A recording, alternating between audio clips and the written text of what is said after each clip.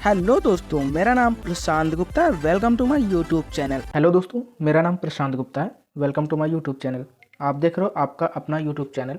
तो दोस्तों, आज हम इस वीडियो में बात करेंगे क्लास 10th वालों के लिए, जो कि उनका 24 फरवरी को बोर्ड एग्ज़ाम यानी हिंदी का एग्ज़ाम के लिए। तो आज हम इस बात करेंगे कि 70 में 50 नंबर लाना बिल्कुल पक्का, यानी इसी वीडियो को आप देखकर आपको कोई भी बच्चा फेल नहीं होगा।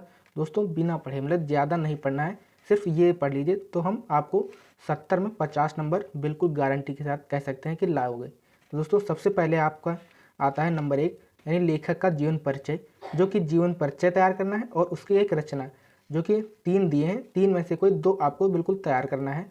सबसे नंबर 1 पर दिया है डॉक्टर राजेंद्र प्रसाद जी, फिर दूसरे पर हैं आचार्य रामचंद्र शुक्ल, तीसरे पर हैं डॉक्टर भगवत शरण उपाध्याय।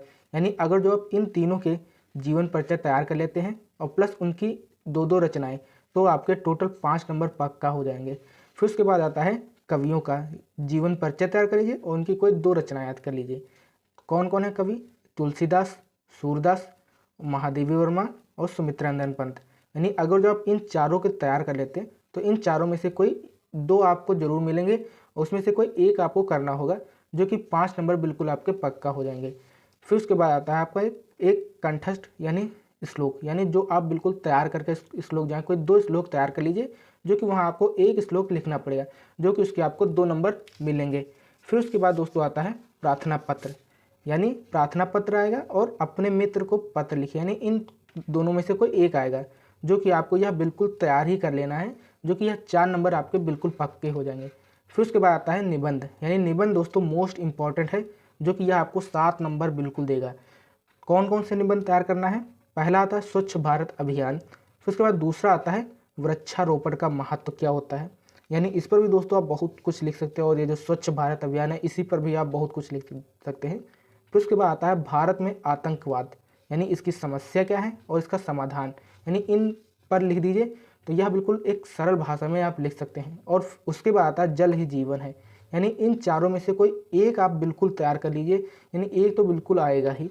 फिर उसके बाद आता है खंड काव्य, यानी यह दोस्तों 3 नंबर में पूछा जाएगा, जो कि यह अपने ज़िले के अनुसार पूछा जाएगा कि आपके कौन सा ज़िला है, उसके अनुसार यह खंड काव्य पूछा जाता है। फिर उसका दोस्तों आता है श्लोक का अर्थ, यानी यह दोस्तों 5 नंबर में पूछा जाता है, जो कि आपको श्लोक का अर्थ बताना, यानी उसका अनुवाद बताना है।